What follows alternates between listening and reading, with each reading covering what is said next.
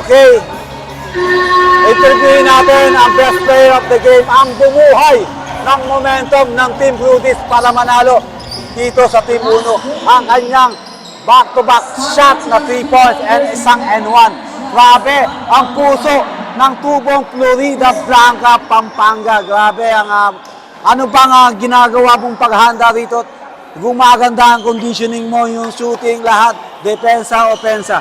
Yun po coach, sa paghahanda po ng team po namin, malaking tulong po ang practice namin twice a week po talaga. Ayun po, nagko-commit po lahat ng mga players, tulong-tulong po kami sa mga training. Payo po ng mga coaches po namin, yun lang po. Sipag lang po at syaga sa depensa at sa laro po. Siyempre kanina, ang laban ninyo parang battle of the pride eh. Opo. Siyempre mga kadati mong teammate, halos sa 50% mong teammate, ngayon bigla mong nakalaban. Siyempre, anong pressure ang meron ka dito? Yung pressure po coach, wala naman po coach. Kasi nga po, dati na rin po namin nakakalaro, medyo magkakabasa-basa na rin po kami.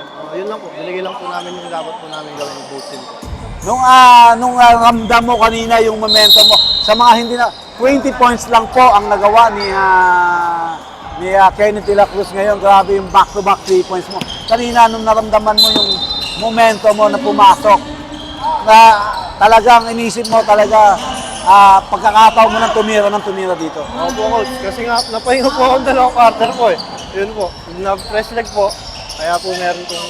Maganda yung pagkakahugot sa iyo ni Coach Rod, yung pagpasok mo, na-convert mo agad ang back-to-back 3 points and N1. Siyempre, grabe yung pressure kanina ng mga fans ng kalaban. Hindi ka ba kinakabahan doon? Mas gusto ko po yung gano'n coach, mas nagigising po ako pag meron na gano'n. Mas lalong nagiging challenge, di ba? Siyempre, alam mo naman, pag binubukang ganyan, ibig sabihin noon, isa ka sa mga key player ng kalaban nila. Doon ka, meron talaga mga taong, mga player na gano'n, lalo nabubuhay yung momentum. Siyempre, dito sa laban ito, palita ko ang KG Garcia, uuwi na. Pero palagay mo sa team mo, kahit wala ng KG Garcia, kaya ba ng Kenneth De La Cruz itong mga kalaban sa susunod na game? Kakayanin po coach, at pagtutulungan po ng team po namin kasi malaking bagay po talaga yung pagkawala ni KJ po. Pero So, double effort na lang po. alam ko naman, marami pang lalabas na mga player na mga kasamahan mo, lalo ikaw. Ikaw ay isang magiging main superstar player ng team mo.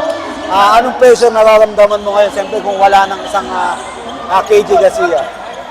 Mahihirapan po, mahihirapan. Siyempre po malaking bagay po siya sa team po namin. Pero, ayun po. That's the reality po. Kailangan po i-double na lang po lahat.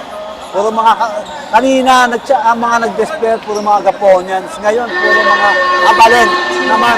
Kaya, sa totoo lang dito sa Dubai, maraming mga kapampangan na magagaling dito. Kaya lang, siyempre, alam naman natin dito, marami pang challenge. Ngayon, dito sa palagay mo, siyempre, 3 panalo na kayo. Kaya mo bang straight na walang talo to, itong Team Brudis na to?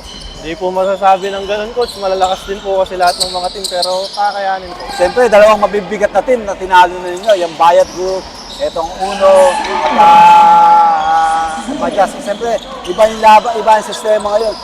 Pero palagay ko, maisip ninyo, kaya malaking bagay sa iyo. Ngayon, Kenneth, bumati ka na muna sa mga mahal mo sa buhay, yung mga sumusuporta sa iyo. Yun po, team Pinatubo po, kay Errol Cruz po, nakabakasyon ngayon, nasa Pilipinas. Enjoy your vacation back. Papa ko po. Thank you. Okay, wala ka man lang gumapating girlfriend mo dyan, oh. Single ka pa ba? Single ka ba? Hindi ako malasagot. Okay, good luck. See you next game. Alam ko, mas magandang bakbakan pa sa susunod na laban. Ha? Thank you po, coach.